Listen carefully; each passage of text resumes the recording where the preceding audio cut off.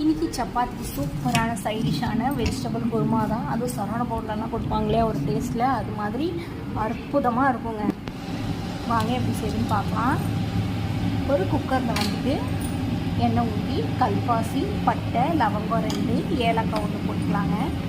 நான் வெங்காயம், அப்புறம் தக்காளி, கேரட், பீன்ஸ், அப்புறம் உருளைக்கிழங்கு எல்லாமே கட் பண்ணி வச்சுருந்தேன். தக்காளி மட்டும் அரைச்சி எடுத்துக்கலாங்க. அப்போ தான் குருமாவுக்கு ஒரு நல்ல கலர் கிடைக்கும்.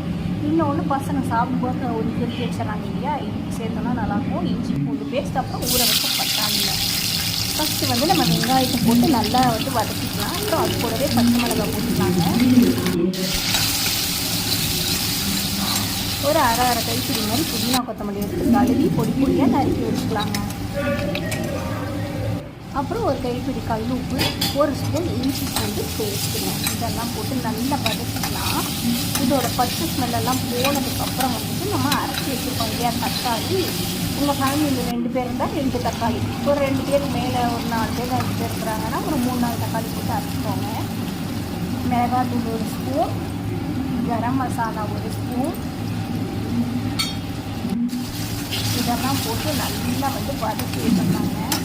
அந்த தக்காளியோட பச்சை ஸ்மெல் போகிற அளவுக்கு நம்ம நல்லா வதக்கி வச்சுக்கணும். அப்புறம் ஊற வச்ச பட்டாணி, அது உங்கள் விஷ் தான். பட்டாணி போடலாம், இல்லை சுண்டக்கடலை போடலாம். இது மாதிரி நம்ம விஷ் தான். பச்சை பட்டாணி போட்டு நல்லா வதக்கி விட்டுக்கலாங்க.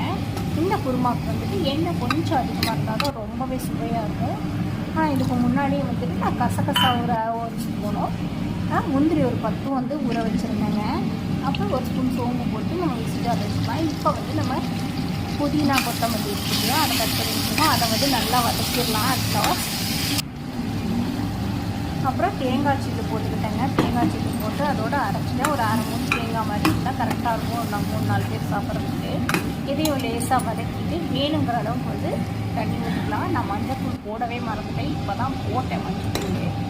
நீங்கள் அந்த மிளகாத்தூள்லாம் போடும்போதே போட்டுக்கோங்க.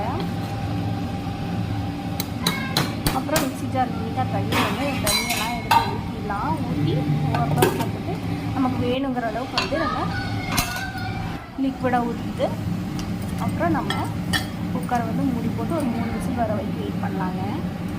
சப்பாத்தி சாஃப்டாக வரதுக்கான ஒரு சின்ன டிப்ஸ் என்னென்னா, வார்மான மில்க், அதாவது சூடான கொஞ்சம் மிதமான சூடு கிடைக்கும். அந்த பால் வந்து ஒரு 1/2 டம்ளர் ஊற்றி வச்சுட்டோம்னா எவ்வளோ நேரம் ஆனாலும் சப்பாத்தி வேற வரன்னு ஆகாமல் சாஃப்டாக இருக்குங்க. நீங்களும் ட்ரை பண்ணி பார்த்து எப்படி இருக்குன்னு சொல்லுங்கள். அவ்வளோதான், குக்கரில் வந்துட்டு விசில் வந்துச்சு, ஆஃப் பண்ணியாச்சு. அப்படியே இந்த பக்கம் வந்து சப்பாத்தின்னு சொல்ல ஆரம்பித்தாச்சு.